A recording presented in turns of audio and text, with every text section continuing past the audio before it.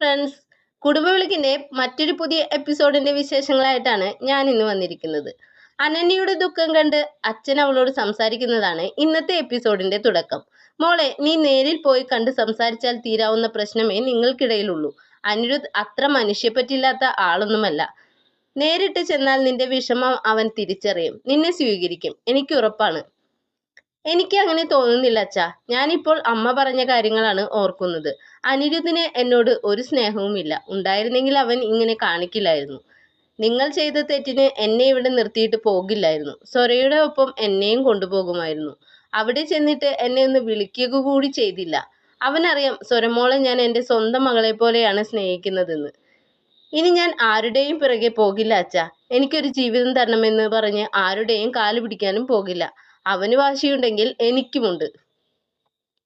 പിന്നീട് സ്വരമോൾ എല്ലാവരുടെയും മുൻപിൽ ഡാൻസ് കളിക്കുന്നതാണ് കാണിക്കുന്നത്. അത് കണ്ട് സിദ്ധാർത്ഥ് വരികയും സ്വരമോളെ എടുത്ത് സമ്മാനമായി ഒരു ഉമ്മ നൽകുകയും ചെയ്യുന്നു. എന്നിട്ട് എല്ലാവരോടും പറഞ്ഞു, ഞാൻ തിരികെ US മടങ്ങി പോവുകയാണ്. ഇത് കേട്ട് സരസ്വതി അമ്മ ദേഷ്യപ്പെട്ടു. നീ എന്താ എന്നോട് പറഞ്ഞത്?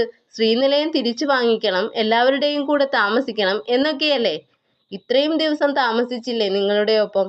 ഈ ദുർനടത്തിപ്പുകാരന് ഇതിൽ കൂടുതൽ എന്ത് വേണം? അനിരുദ്ധും ശീതളും അച്ഛനെന്ന് വിളിച്ചില്ലേ? സുമിത്ര എൻ്റെ പേര് വിളിച്ചില്ലേ? പിന്നെ സച്ചിയോട് നന്ദി പറയണം മോളെ. അവൻ തല്ലിയില്ലായിരുന്നെങ്കിൽ എനിക്ക് നിങ്ങളുടെ കൂടെ നിൽക്കാൻ പറ്റില്ലായിരുന്നല്ലോ. അത് കേട്ട് സരസ്വതി അമ്മ കരഞ്ഞുകൊണ്ട് പറഞ്ഞു, മോനെ, നീ പോകല്ലേ. എനിക്ക് വേറെ ആരാ ഉള്ളത്? മരിക്കുന്നത് വരെ നിന്റെ ഒപ്പം കഴിയണം എന്നാണ് എൻ്റെ ആഗ്രഹം.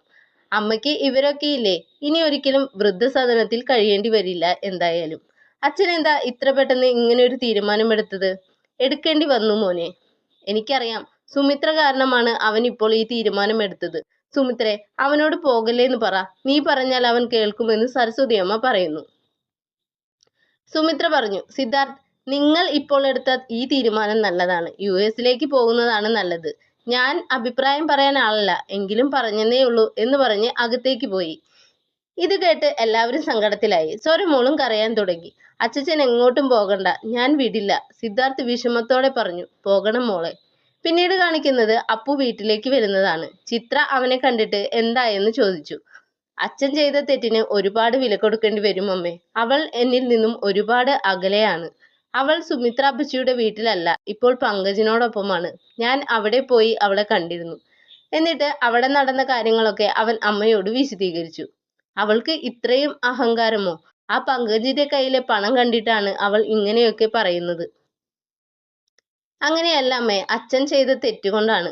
ഒരിക്കലുമല്ല മോനെ. അവൾ നിന്നെ ഒഴിവാക്കിയതാണ്. അവന് പണമുണ്ട്, നിനക്ക് അതില്ല. അതിന് അവൾ കണ്ടെത്തിയ ഒരു ന്യായീകരണമാണ് ഇത്. എനിക്കറിയാമായിരുന്നു പൂജയ്ക്ക് നിന്നോടുള്ള ഇഷ്ടം. അതുകൊണ്ടാണ് ഞാൻ ചോദിക്കാൻ നിന്നോട് പറഞ്ഞത്. നമുക്ക് തെറ്റി മോനെ. അവൾ അങ്ങനെ ഒരുത്തിയാണെന്ന് ഞാൻ കരുതിയില്ല. നമ്മൾ കണ്ട പൂജയെയല്ല അമ്മേ ഞാൻ അവിടെ കണ്ടത്. അവൾ ഒത്തിരി മാറിപ്പോയി. എനിക്ക് അവളെ നഷ്ടപ്പെട്ടു അമ്മേ. നീ വിഷമിക്കേണ്ട മോനെ. അവൾ പങ്കജിനെ കെട്ടട്ടെ, അപ്പോൾ മനസ്സിലായിക്കോളും. മോനായിട്ട് വേറെ ആരോ കാത്തിരിപ്പുണ്ട്. ഇനി നീ അവളെ കാണാനോ ഫോണിൽ സംസാരിക്കാനോ പോകണ്ട. ഒരു പെണ്ണ് കാരണം തീരുന്നതല്ല നിന്റെ ജീവിതം. പിന്നീട് കാണിക്കുന്നത് സ്വരമോൾ സുമിത്രയുടെ കൂടെ കിടക്കാൻ വരുന്നതാണ്. സുമിത്ര പാട്ടുപാടി സ്വരമോളെ ഉറക്കുന്നു. പുറത്ത് സിദ്ധാർത്ഥ് വിഷമിച്ചിരിക്കുകയാണ്. അവിടേക്ക് സരസ്വതി അമ്മ വരുന്നു.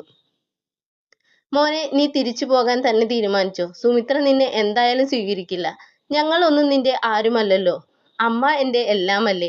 അമ്മ നേരെ നിന്നാൽ സുമിത്ര നോക്കിക്കോളും. അപ്പോൾ ഞാൻ ശരിയല്ലെന്നാണോ നീ പറയുന്നത്?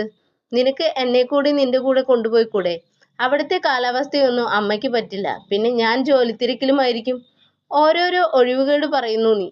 അമ്മയ്ക്ക് പേടിയുണ്ടല്ലേ ഞാൻ പോയി കഴിഞ്ഞാൽ സുമിത്ര എന്തെങ്കിലും പകരം ചെയ്യുമോന്ന്? ഇതോടെ ഇന്നത്തെ എപ്പിസോഡ് അവസാനിച്ചിരിക്കുന്നു. കുടുംബവിളക്ക് സീരിയലിനെ പറ്റിയുള്ള നിങ്ങളുടെ അഭിപ്രായം കമന്റ് ബോക്സിൽ പറയുക. കൂടുതൽ സീരിയൽ വിശേഷങ്ങൾ അറിയാൻ ഈ ചാനൽ സബ്സ്ക്രൈബ് ചെയ്യുക. നന്ദി, നമസ്കാരം.